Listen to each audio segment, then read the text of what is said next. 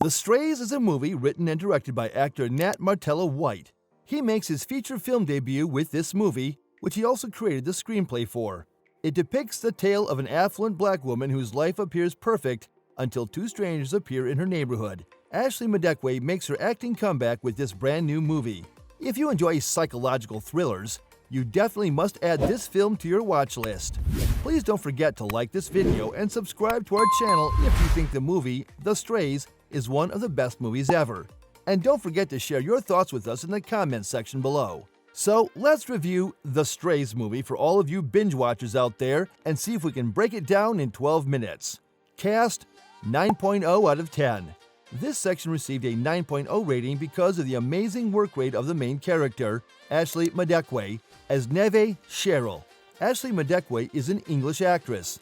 She became popular because of her roles as Bambi in the ITV2 series Secret Diary of a Call Girl, Ashley Davenport in the ABC drama Revenge, and Tituba in the WGN series Salem.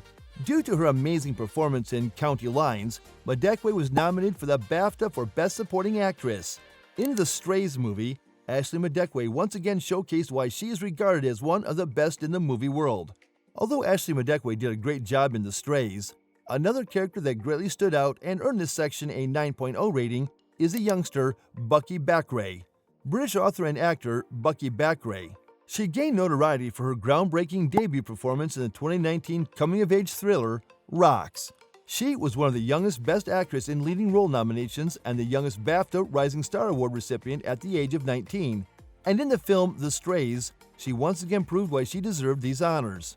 Other characters stood out in The Strays movie. They included Jordan Myrie as Marvin, Samuel Small as Sebastian, Maria Almeida as Mary, Justin Salinger as Ian, Lucy Lehman as Amanda, Tom Andrews as Barry, Rob Jarvis as Robert, Michael Warburton as Kenneth, Alistair Ellery as Keith, Vanessa Bailey as Elle, and Joanne Brooks as Betty. Plot: 9.5 out of 10. The movie plot received a 9.5 out of 10 rating because it's a brilliant movie that deserves recognition. The film focuses on mental health, poverty, racism, physical and sexual abuse, etc. It also portrays the consequences of trauma. As weird as it might seem to some people, there are a lot of people like Cheryl. Maybe not to the point that she's reached, but we can see the emotional scars she's gotten from her past and what she has had to endure, or at least what she says she had to endure, because at this point, we don't even know if she told the truth or was highly hyperbolic about it. She was not right in her mind from the start. If she was born with a mental issue, we could theorize that it might have rubbed off on her first two children. On top of the life they've had, it doesn't help. It was also interesting to see her two youngest intrigued and seeking who they are. In fact, we can see the paradox in which Cheryl says, at some point, she explained that it's normal for someone to seek who they are, learn about where they come from, etc., which is exactly what she denies to her children by putting everything black off limits. I think that this lack of knowledge about themselves played a big role in the story's development because they saw the two oldest and instantly connected, seeing a way to find themselves. Maybe. As for the two oldest, well, we don't know what they come from, truly. We just know that their mother and father abandoned them, that their aunt did too, and that they've been given away, but we don't know if there's more to it. This type of thing can be the best or the worst thing to happen to someone, depending on where they end up and how they've been treated. But we can assume that nothing went well. It may be unbelievable, but I think there's something deep in this movie, something that people judge easily without ever questioning themselves about how you can place judgment upon someone you don't know. I think the three of them were lost, the mother trying to create a new self, and the children trying to find themselves and get what they think they deserved and have been deprived of. In the end, it was remarkable. I have two takes on it. The first being the mother staying true to herself. She wants a life for herself, self-projecting when they talk in the living room, trying to make sure she can maintain the control she's acquired all these years. She left at the beginning and left at the end. She is who she is and wants what she wants. Nothing and no one will take it from her. My second take, the oldest are doing this to reach the mother.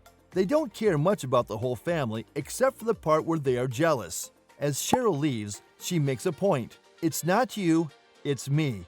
I did it to you and did it again to them, which, as horrible as one can take it, can give some closure to the oldest and make them realize that it's just who she is. but also that could save the children. As she leaves, with the father who died, the bike sounds mean that the oldest have nothing else to take from the youngest, nothing to be envious of. The youngest might even be more annoyed as they are at an age where you can take those things to another level. So I could see it as a blessing to save their life, but a curse because if they don't overcome what happened, it will not be pleasant. I think the missing information gives life to the story by allowing us to think and wonder, discuss, share our thoughts, see who got what, and debate. That's it for me. I enjoyed the movie and recommended it. Those with an open mind and lived experiences will understand this film's brilliance. Loved it. The movie narrative was set in 2003. Cheryl, a light-skinned black woman, is the story's protagonist. She is tired of the daily hardships due to systemic racism and marginalization. She decides to leave her issues behind in search of a better life. Then, 18 years pass, and Cheryl now goes by Neve and resides with her husband and 2 children in the predominantly white area of Castle Combe. Cheryl/Neve has made a concerted effort to conceal her past and aspires to have a flawless life. She is a respected community member and currently serves as a deputy headmistress of the private school where her children go. But when a black couple shows up she feels doesn't belong, all her efforts to live as luxuriously as possible are forgotten. Her carefully cultivated upper-middle-class existence begins to fall apart as Cheryl/Neve deals with the 2 strangers, and her history haunts her. The Strays movie's first scene begins with a dissonant soundtrack playing over a concrete block apartment building in London where Cheryl, Ashley Madekwe, a light-skinned black woman, appears to be troubled.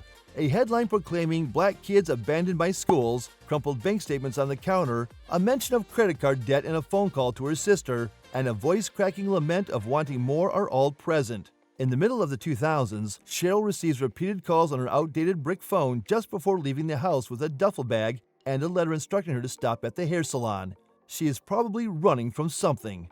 Where is she going? She's leaving, but why? This is an intriguing question the uneasy, impulsive beginning raises. The voice on the answering machine seems ominous. Who is it? The essential elements of a thriller. Most questions are not satisfactorily or precisely answered, but some are. The directorial debut of British actor and writer Nathaniel Martello White pokes at some uncomfortable racial and social divides, but it frequently favors unearned tension above character growth or insight. Neve's story mostly serves as a passing narrative because she is married to a white man named Ian, an insurance broker, Justin Salinger, and is completely immersed in the customs of white pastoral prosperity. She drives a Range Rover, adorns herself with pearl necklaces and pussy bows, hosts a gala to raise money for unfortunate folks in Africa, and wears various perfectly styled wigs to cover her natural hair. The 2 dark-skinned black youths, whose unusual presence in the town and Neve's new life alternates between spectral and literal, or sometimes both, cause her to break down, and she never brings up her race. She also discourages her daughter Mary's, Maria Almeida, styling of her baby's hair, and she never mentions it. Although prohibited, her race is not a mystery.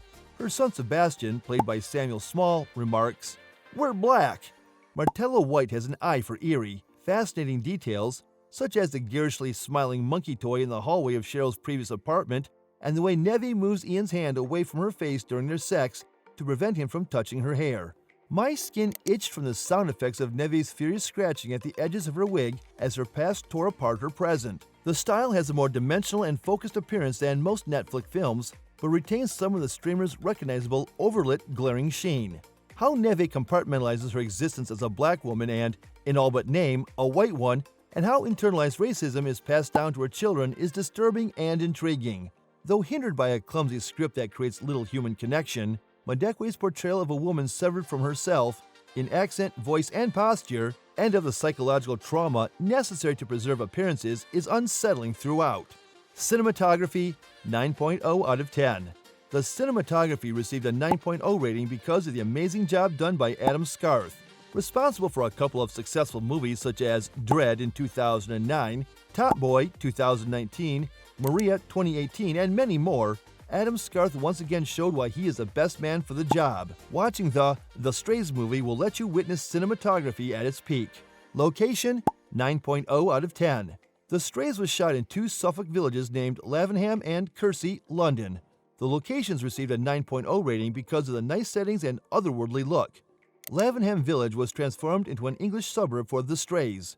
Jim Horsfield from Screen Suffolk, who helped discover the locations, said filming took place in autumn 2021. The principal setting for the BritBox drama Magpie Murders was Kersey, another Suffolk area utilized in The Strays. Throughout the production, the main plaza at Lavenham and Kersey High Street was closed for several days. Lavenham was picked because of its otherworldly aspect out of a magnificent choice of gorgeous villages in Suffolk, according to Mr. Horsfield. From the eye-catching plot to the star-studded characters, amazing locations, and many more, The Strays is one movie you should be on the lookout for this year. And trust me, you will not regret it. We publish movie reviews like this every week, so if you like what you see, hit the subscribe button and notification bell for upcoming movie reviews. If you have requests, drop them down below, fam. We would love to know your thoughts. Also, check out and watch related content published on our channel above. You don't want to miss the tea.